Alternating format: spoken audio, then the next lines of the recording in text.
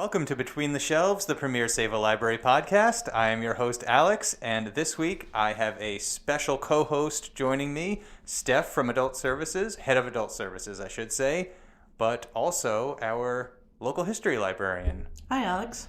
Thank you for coming, and I'm springing it on you right now. You are the co-host for this episode. Oh, thanks, I guess. Do you feel the weight of responsibility on your shoulders? Now I'm nervous, actually. So, the reason you are my special co-host for this episode is we're going to be talking about local history, in particular our archive, and we have a special guest on for this episode, Rob Anen from the Long Island Resources Council. Long Island Library's Resource Council. So, hello everyone out there in the lovely village of Sayville. I am the project archivist at the Long Island Library's Resource Council, and or Lil Rick for short, which is how I'll say it from this point forward. It's one of New York's 9 library resource systems. It's a 501c3 nonprofit organization, and we've been around since 1966. The council is a regional multi-type library organization serving academic, hospital, special, public, and school libraries, library systems, museums, and historical societies in Nassau and Suffolk counties. LILRIC's purpose is to enhance access to information, encourage resource sharing, promote innovation in libraries, and advocate for library interests. We are a member organization, and any one of those types of organizations that I just mentioned can become a member and receive the services we provide. And as project archivist, I am one of those services that we provide. I guess that segues into what service you do provide and what service you're providing to Sayville Library right now. Do you want to talk about a little bit about how you two connected? So there is this special program that LILRIC has, Accessing Archives program, and what we do is we have to apply to participate in the program. So it's sort of like applying for a grant where we submit an application, we answer a whole bunch of questions, send them pictures of our collection and what we would like help working on, and then we got selected as one of this year's projects. There's, how many do you do? About 4 or 5? 5 or 6 a year. Yeah. So for a few weeks, Rob has been here at the library working on a specific bunch of materials in our local history collection. And then as part of that whole process, they got added to our online digital collection for access for the patrons to be able to look at all these materials online. Yeah, so I've been LILRIC's project archivist since 2022, and like Steph said, we work on all sorts of archival collections that are located at museums, libraries, and historical societies all across Nassau and Suffolk County for about 6 weeks at a time. There are some smaller projects that we get through in like 3 or 4 weeks, but no one gets turned down, and they could be anything from like these collections, which are photo albums, scrapbooks. We digitized a couple of vinyl records for this project, and I also inspected and inventoried a film collection of from an old Sayville family that the father of the man who donated it, Webb Morrison, and stop me if I'm wrong, his father was the proprietor of the Cedar Shore Hotel, which Cedar Shore Hotel was down on the shore here in Sayville. It burned down quite a while ago. And it was one of those popular vacation destinations where people from the city would come out to Sayville and stay at Hotel Cedar Shore, and they had a number of films. We have reel-to-reel films of activities at the resort and shows they put on, little fashion shows and masquerades and parties that they attended, and then also just the family hanging out at various beaches on Long Island, Fire Island, Jones Beach, like home movies. So it's pretty fun stuff. And now some of it you can see already on our digital collection because we had some on a videotape. So Rob digitized that for us. But the rest of the films we will have to have specially digitized in a separate project.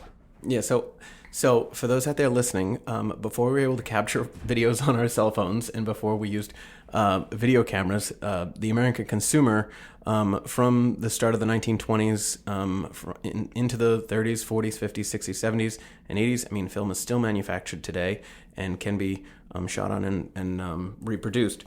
But film was the main way for essentially middle class and upper middle class Americans to capture their memories and share them with others in their home. And you get to see through the videotape that contained a portion of these films, like Steph said, you can see a lot of the Cedar Shore Hotel on those films, along with some of the guests and the parties that they had. And it's also not lost on me that we are just north of Fire Island, and on some of those films, you get to see some of the parties that these guests had, and you get to see essentially century-old drag queens on these things. And I thought that it was just so fun and wild to see. There is a lot of drag, and some of it seems just things that they put on at the hotel. Like the guests would participate in like funny little skits and shows, and everyone would cross-dress.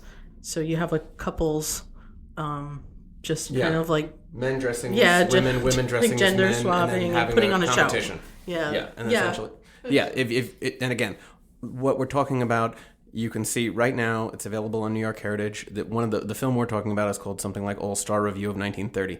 And again, I'm not like exaggerating when I say century-old drag queens, because we're 5 years away from 1930.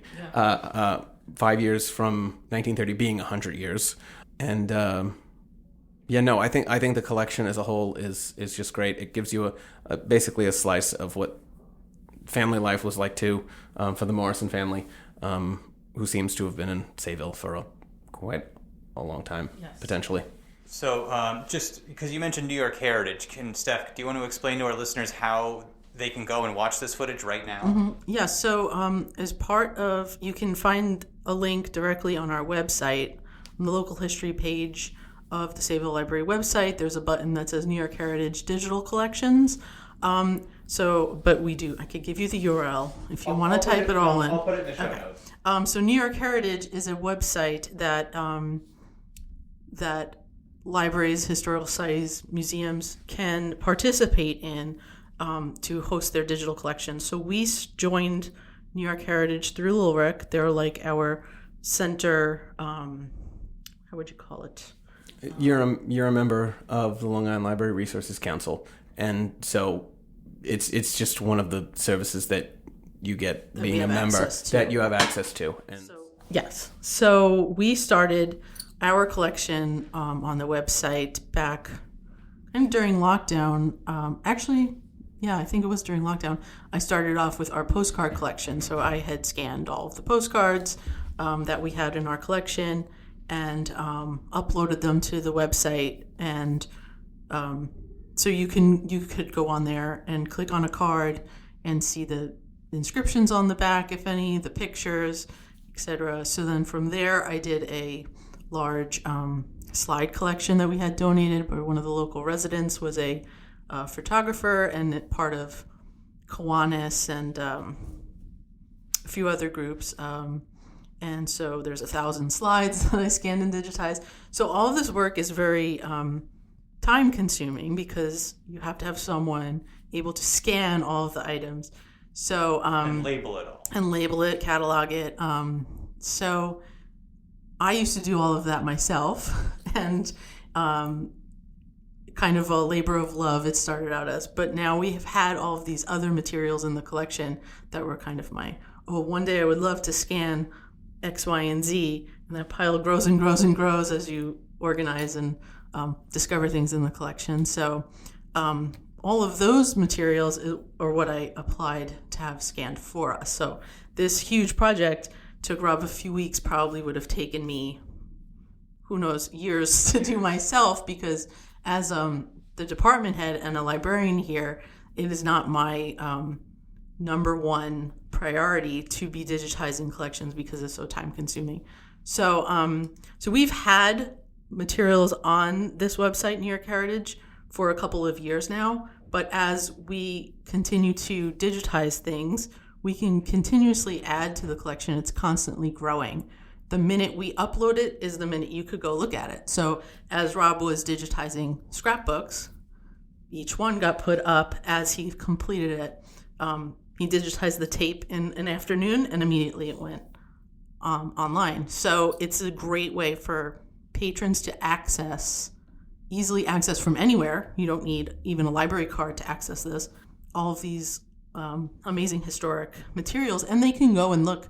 You could browse through this whole huge collection from various organizations all around New York State. It's not just our collection that you have access to. Yeah, and I think it highlights, I'm sorry to jump in, I just want to highlight that how important your work is, Rob, because, I think a lot of our listeners who are not librarians might think when I say local history librarian, it means you're sitting in a room all day poring over old documents. No, you're helping people. You're doing everything every other librarian is doing, but you're also, maybe a few hours a month get to actually focus on the local history work yourself. At least in Sayville, we don't have, there's other larger libraries that have a dedicated local history librarian that staffs their local history room, and we're a smaller library, so our and the digitization takes huge amounts of time. I mean, I don't think we're really selling it at how long it actually does. It's not as easy as scanning a document and uploading it like on Facebook or something. It's half of the work also is behind the scenes in the metadata, which for most people don't realize every little bit of info that goes along with one photo. There's all kinds of data that's associated with it. So creating the log of the materials sometimes takes longer than scanning it, organizing the and collection. making it searchable too. Yes. It's not just uploading a photo. It's how do you find that photo in a huge database? Yeah, and when I work on any collection within a 6-week time, a lot can get done because I'm only focusing on exactly what Steph wanted me to work on, and so a lot always gets done within any project. And so on top of putting selected films from the film collection up on New York Heritage, Steph, you already had 2 decades worth of the Sayville High School yearbook collections. So if you or maybe your parent or grandparent or great grandparent graduated from Sayville High School from 1930 to 1949, at the moment you can go and look to see if they appear in a yearbook. The yearbooks are word searchable and they look lovely.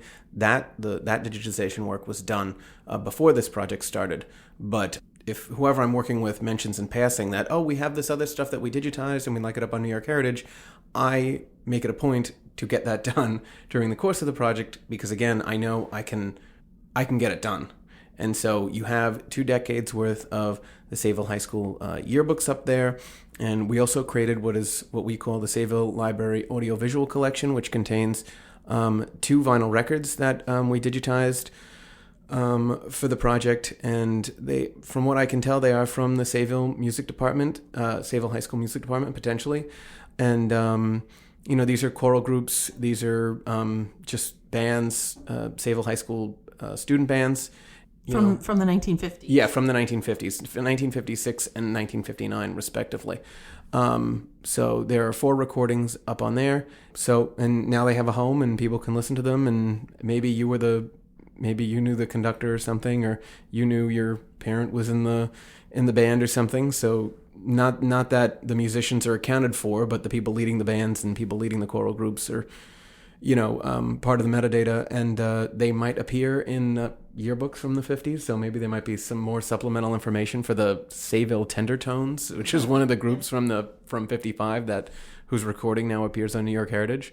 Do you do any of the audio like restoration, or is it just a straight almost a dubbing of it? Yeah, I don't. Basically, I don't like to use the word restoration. But in terms of, so I digitize both sides of a vinyl record, and then using Audacity, which is an open source software. And the only thing I do 2 things.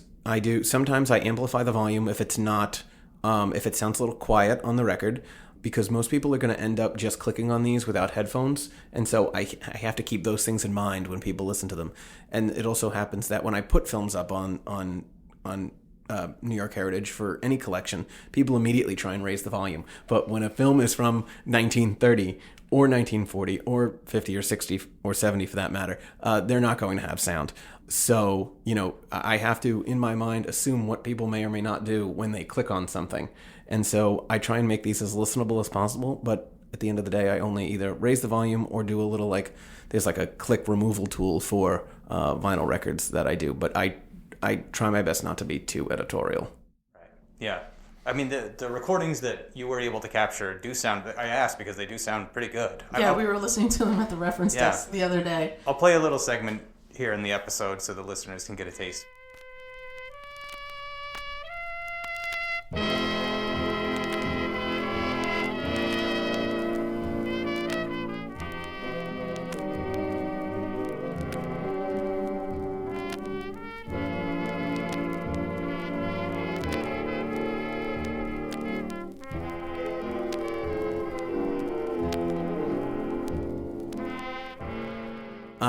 No, I thought the records just happened to be in very good shape, and public service announcement, they're called records, not vinyls, but that, I'm not going to get on too much of a soapbox. But no, they did sound really good, and they just happened to play and not really give me any issues. So I was thankful that they haven't been played much, I guess, in their almost 70-year and I'm not existence. sure, honestly, I'm not sure even where they came from. They were just sitting on a shelf in the local history collection. They didn't have any data with them, who donated them, why we have them. That's not something usually the library would have kept. Yeah, well, I mean, thankfully it's local to the town. But no, there's a really wonderful assortment of digitized material already on your New York Heritage website. But the third and final thing that took up most of my time in terms of digitization is the Sayville Library photo album and scrapbook collection. Did you want to talk a little? I can get into some of the detail, but so we had this bunch of scrapbooks that were and photo albums that were donated to us from Emil, who is a patron of ours. These are his family's photos. He was very detailed in identifying the members of his family going back generations. We have a number of other. We have a whole little collection from Dr. Polak. He was a professor, I believe, at one of the CUNY schools in the city. And we have a lot of materials from him. But these were never cataloged. They just sat in boxes for their own protection. They were very fragile, so we didn't even really look at them too much. But they have all these pictures, mostly of his family at their house in Sayville, and then also on various trips and some other places on Long Island. But so these were they were different, a couple of different sizes. There were some little ones, and then some real big ones, and they were all kind of falling apart. So what Rob did was disband them to scan them, and then he scanned them all and then rehoused them so that they will be well protected for the future in special boxes. And I'll let you talk about how you take care of that. yeah. So for those of you who might be on the younger side of the age spectrum, for decades and decades, one of the things that was very popular was scrapbooking and photo album assembling. I mean, I still assemble a photo album now and then, but these photo albums contain, several generations of this Rakow family that, according to the notes that I guess Emil Polak himself wrote, go way back in Sayville's history.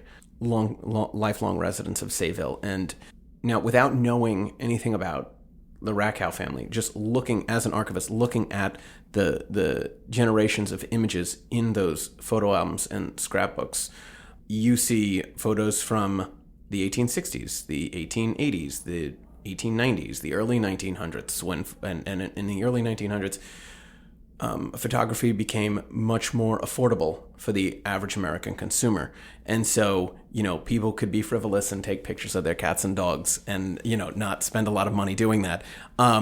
It's much more relatable to the way we take pictures with our phones today. And again, if you are not, just as a little aside, if you're not interested in this particular family, if you just love pictures of cats and dogs and their pets, these albums are full of that sort of stuff, and they're just fun to look at. They also capture big events that have happened over the 20th century. There are a bunch of photos in one of these from the 1939 World's Fair.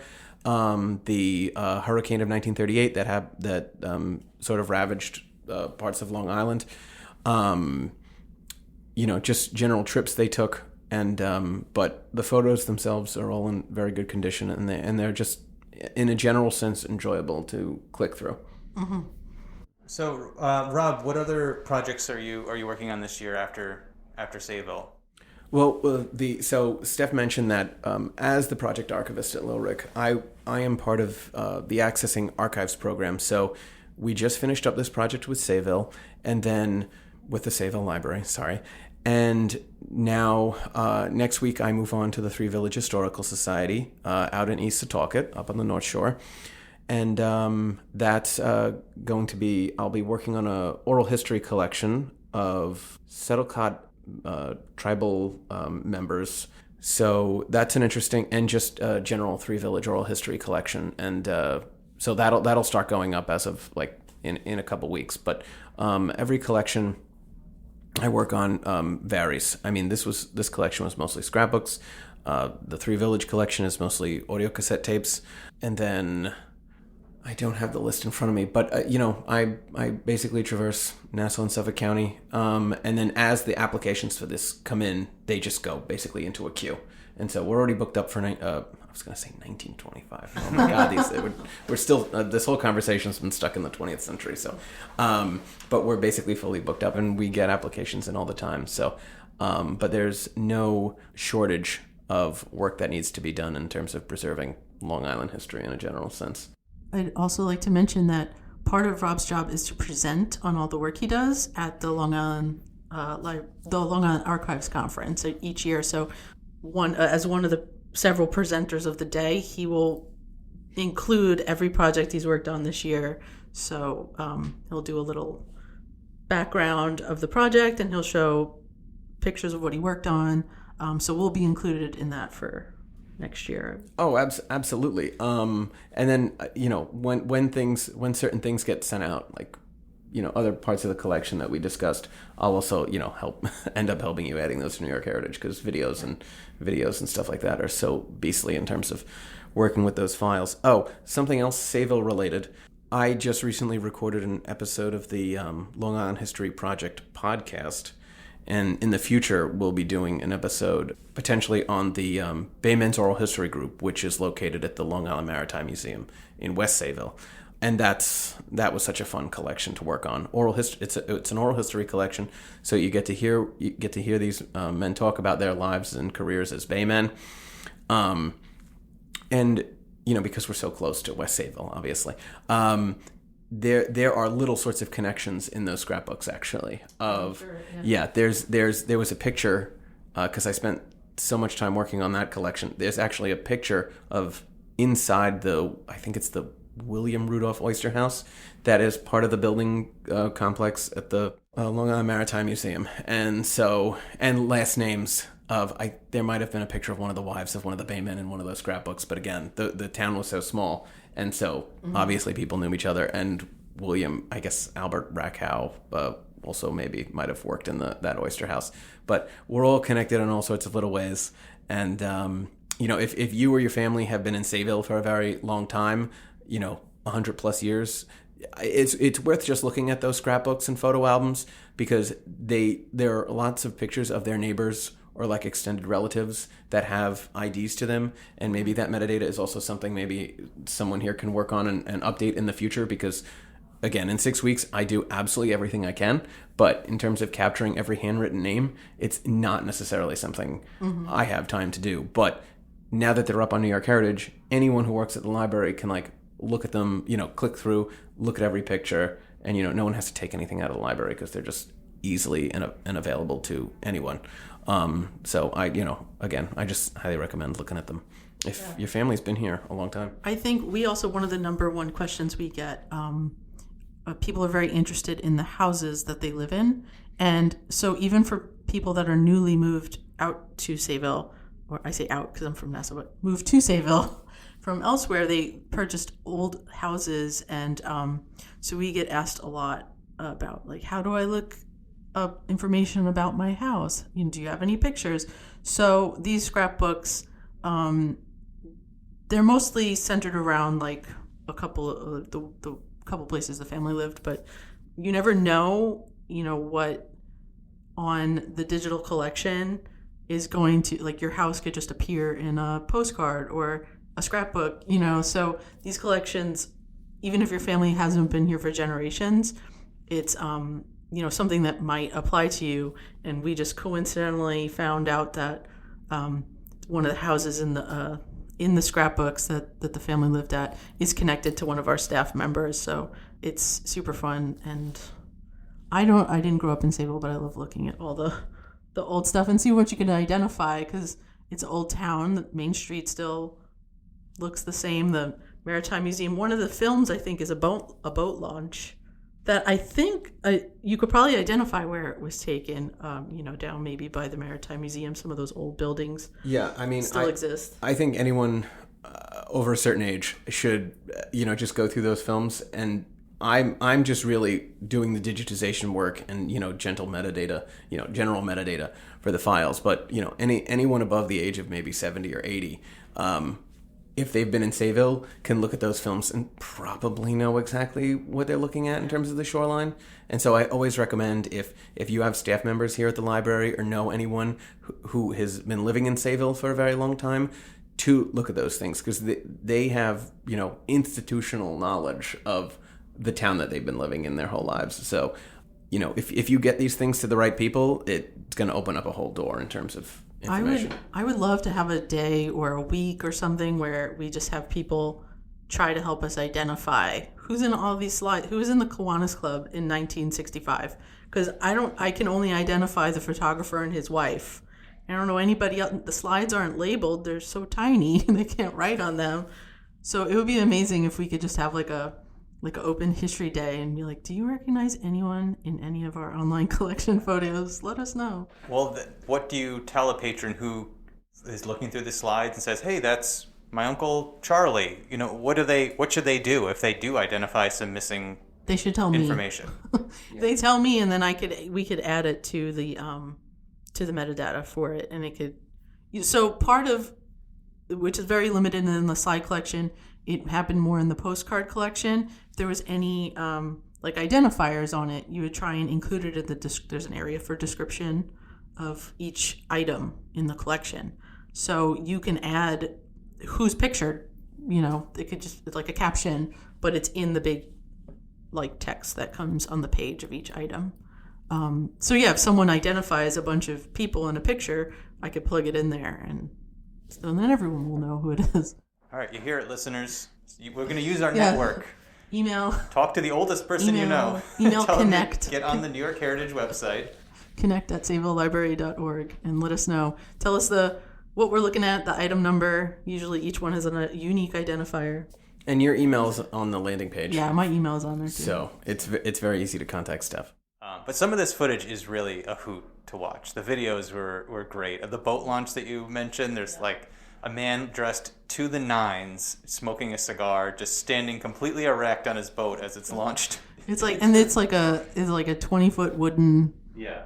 It's not like a yacht. It's just everyday little fun boat. I watched a couple the other day that was it was a promotional film of Cedar Shore, and it was put together from mostly a lot of their the family films, but they have a lot of footage of a what did it call it? The planes, the amphibious plane landing. Oh, yeah. Dropping people off for the visitors for the hotel. So they have footage in the plane. They have the plane landing and coming up to the bay, up to the shore in the bay. Everybody's standing around waiting, and then they have in the same thing. Then all of a sudden it's winter, and they're skating on the frozen bay, and so it's just this crazy all the things you could do at Hotel Cedar Shore, but it's fly a plane here, and then you go from summer to winter. It's crazy. It's so funny to watch, and it's still. It's funny because I've seen the bay frozen, but I've seen people walking on it, which I think is bonkers. But I don't know if it freezes long enough anymore for people to be skating, or they'd have ice boat races, all kinds of stuff that you see in these old pictures.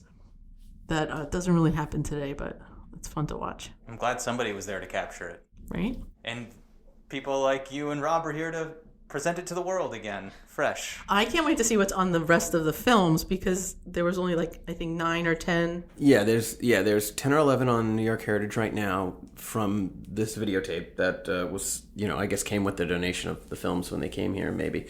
And then, but there's 35 in total. Yeah, so who knows when we eventually get that, and we'll have to send them to a service that's located in Greenport. So it's nice that there's a local place that could do this for us. Yeah, it's better for things not to have to leave Long Island or ship them somewhere. And then we have videotape that also would have to be sent out special because it's reel to reel. What is it? No, half inch. Yeah, so reels of prior to VHS tape and Betamax, essentially, there's an old video format from the 60s and 70s called half-inch open reel. It's a very fragile, obsolete video format, and the videos themselves don't age well. But there is a small collection here that we found at the library that I knew immediately what they were because I'm just an AV nerd, right? But I always instruct libraries to, prioritize this sort of thing because, one, the videos might not even... Sometimes the videos might not even be there anymore, but someone would tell you if that was the case, if they were to send, if you would, but you have to send them out because no one has a player for these sorts of things.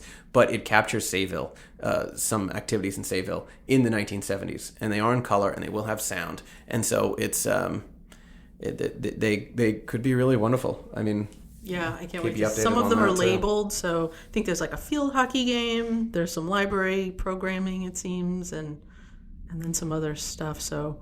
It seems like there'll be cool stuff to watch on there if they turn out okay. Yeah. But there's no way to know until we send them. Yeah, I get the feeling it's kind of like bicentennial era, so like mid-70s, stuff like that. So I might cut this out of the episode, but do you know what the shelf life is of a VHS tape? Longer than expected at this point. I mean. Also, maybe another little like public service announcement. Like, if you have these things that we are talking about, videotapes, there were also cameras that recorded direct to DVD in the early 2000s. Home movies, before the videotapes, the films we were talking about. Some families have those sorts of collections. If you do have those sorts of collections, and they are located in either your attic or your basement, and those places are unfinished, please take them out of there. They're not aging well. Just put them in a hall closet or under a bed, something that's a little more stable. If you haven't gotten them digitized already, that is. Which is a service we provide at the library.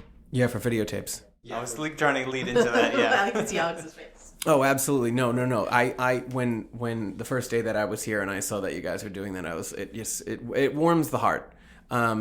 Because people just if you have these sorts of things and you haven't watched them in maybe a couple decades at this point, because I mean my family my aunt's high school graduation is on like a videotape from like 1984. It's wild that we have those things, and I can see like my great grandparents or whatever. But if you haven't watched a tape in a couple of decades, and one, you don't know what's on it, or you haven't heard like your grandfather's voice or something like that, it's really incredible. Yeah. I mean, we're in the business of memory preservation.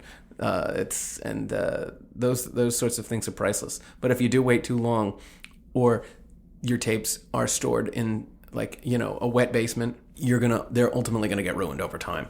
So protect those things at all costs and potentially come to the Sayville Library to get them digitized. We've been offering this service for close to almost 5 years now, and I think I've done in well over 1,000, probably inching to 1,500 tapes at this point. There's never a short supply of tapes to transfer. The only thing I'm not going to copy is copyrighted material. No, so of course don't bring me Mrs. Doubtfire. But it looks so much better on regular television from a standard definition VHS tape. So yeah, but I hate telling people I can't transfer their tapes because it's covered in mold or it's deteriorated to beyond recognition. Yeah. So, like Rob said, don't wait. It's sitting there. You're not watching it. Just bring it to the library.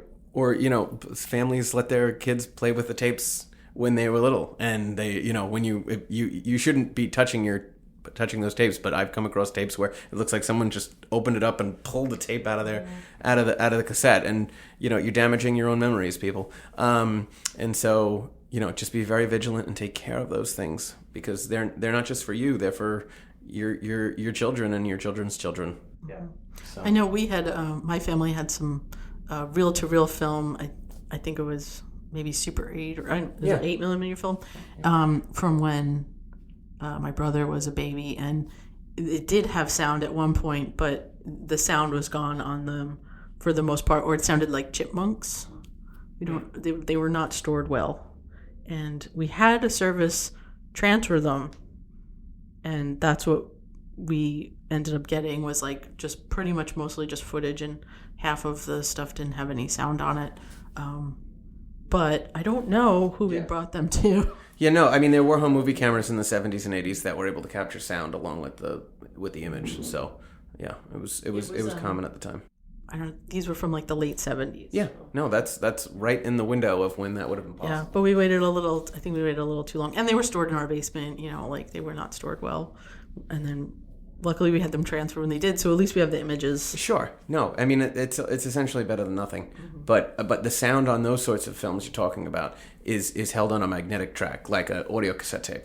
And so, and what people don't realize is that like even like our credit cards in our pocket, if they come in contact with a magnet of some kind over time, and you don't realize it, like a strong magnet can wipe the sound off of those things, because it's just the sound is being held basically in like a magnetic track is essentially just like rust on a piece of plastic. I mean, people would kill me if I described it that way, but like in lay people's terms, that's what it is. But any sort of heavy magnet will instantly erase anything off a cassette tape, a magnetic track on a film. It'll if you take a credit card and wipe it over a heavy magnet, your credit card's gone.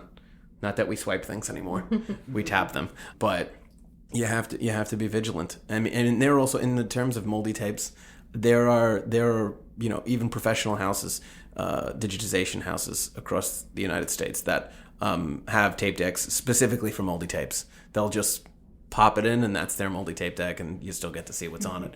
But if you're a library who doesn't have that sort of capacity or technology, a tape deck they can just use for moldy tapes, then you obviously, like you said, you can't do them. But it's it's not impossible. Yeah. Well, since we're in like the making PSAs, I'm going to say another PSA out there. So you mentioned, to dub these tapes, you require the original player to do it. Exactly. In my case, VCRs, they do not make them anymore. They have not made them in a long time. If you have a VCR that is in working condition, hold on to it. It is gold. The library will take them, because I have gone in these 4 or 5 years that I've been doing the VHS conversions. Yep. I've gone through maybe a half a dozen VCRs. They just especially because you're doing such a high volume of transfers. These are just like, they're not meant to do this kind of work and not this long meant after to be being a factory. Like they're old at this point, so it's... I would say that you like you said, you need the actual player that these tapes essentially were shot in. So I mean, if you have hold on to your original VHS-C cameras, your Hi8 cameras, your all those sorts of things, because they could ultimately, if they're done here at like a library, as an example, if you have the original camera that those tapes were recorded in, you could hook that up to any sort of audio video setup with the right cable, and hold on to those cables. I know people probably have like bins of cables and stuff, but you'll never know what the most random cable you have, how important it could be if it was to that original camera. So as long as those cameras work, they could still be used to digitize your home videos. Yep, and I've converted a few dozen doing exactly that, plugging in the camcorder, putting the tape into the camcorder, playing it through the camcorder, and then sending the signal out to the computer to record. So we'll figure it out. We're good at this. This is what we do. And I ultimately recommend that for you. I mean, you already do it, but tapes ultimately play better, even if it's just a regular VHS or a VHS-C. Like, if they will ultimately play better, or they will play best on the camera that captured them. I can't explain it. It's just like when the right puzzle pieces fit together. Because I've done it. I digitized my own family's videotapes, and someone will be like, "Oh, I still have that camera." I'm like, "Please give it to me." These are such a pain right now, and some of them play absolutely flawlessly in the camera that actually caught them in the first place. So we also have other things, so you can come here and digitize photos. We have a few different kinds of scanners. A lot of patrons are familiar with our big flatbed scanner, but we have a photo scanner where you can put a pile of 4x6 photos in, and it'll feed them through and do it pretty quickly. We have that in our makerspace. I think it goes up to 8x10 actually. Yeah, you can adjust the size. Then we have the slide scanner that I used to digitize our crazy amount of slides. We have available for patrons to use themselves. That's not a service we could provide because it's so time consuming. So if you wanted to come and learn how to digitize some slides, we could show you how to do that, and you could set it, book an hour in the makerspace and book an appointment. And I'll put a link to the book an appointment service as well in the show notes. Yeah, thank you for mentioning that too. You're welcome. Yeah. Because I know I paid to have my family slides scanned because we had so many, and it was a pretty big expense, but to me worth it at the time. That was before I even worked on this collection. It took so many man hours to do 1,000 slides that, but if you have some people come in with just, you have one carousel of slides, you could probably do that in a couple of hours. Yeah, take them up on that offer. The two of you are doing beautiful work here. If you send this out to a company, they do charge an arm and a leg. Oh, absolutely. Yeah. And it's all because it takes time and it works. So, and to get it right, in some cases. Yeah. So we didn't mention we don't charge for the video transfers. If you bring us a drive to put the files on, or we charge if we're putting it to a disc, we will charge you a couple of dollars for the disc for each disc, which is a fraction. Yeah, I'll also do another public service announcement. Let's move away from DVDs, unless that's the only way you can absolutely watch something, because DVDs are made for pennies, and so they're anyone listening to this knows that if a CD or a DVD gets one good scratch on it, it's over. I mean, it's over. It's useless, and getting things stored on a thumb drive is the absolute way to go for everything. And it's much easier to replicate the files on a flash drive just by dragging them onto a computer. Who knows how to make a copy of a DVD from home? Anyone can make a copy of a file on their computer. Yes. So I highly encourage just having everything stored on a thumb drive, which are themselves dirt cheap these days too. Yeah, and they're much more robust than DVD anyway. And they fit in the mail if you want to make a copy of one and put it on another flash drive and send it to your cousin who's also in the video or something. I mean, it makes them so much easier to share. Yeah, absolutely. Mm-hmm. I co-sign that. All right, I think we've covered quite a bit. Do you have anything else you want to add, Steph? We have a lot of stuff in the local history collection. Patrons are allowed to come and check out some of we have a circulating collection of books that patrons can take out. We have our special collection, which is where we keep all of these other materials that, is accessible by staff. So if you wanted to see any of the materials, you could find them in our OPAC, in the card catalog. We would be able to, bring them out and show you them under certain conditions, as long as they're not super delicate. You can handle a lot of the books that are in there. You just wouldn't be able to check them out to take them home. And we have a lot of cool stuff in there. I tend to do little displays every once in a while. We have a little display cabinet that is now out right outside the archives door. It currently has a whole bunch of stuff about travel and what to do on Long Island, mostly from the 80s, because they were stored in our vertical file one day in 1988, and no one ever took them out. And I think it looks great. So it is a lot of fun. It's places I went to as a kid, that's the brochure that I saw as a kid. So it's really funny. So we will try and provide access in that way, using things for displays, And then, of course, the more stuff we digitize, we'll just continuously put up online. I would love to work on, we have a great Sayville Musical Workshop poster collection that I have displayed before. It's like about 40 posters.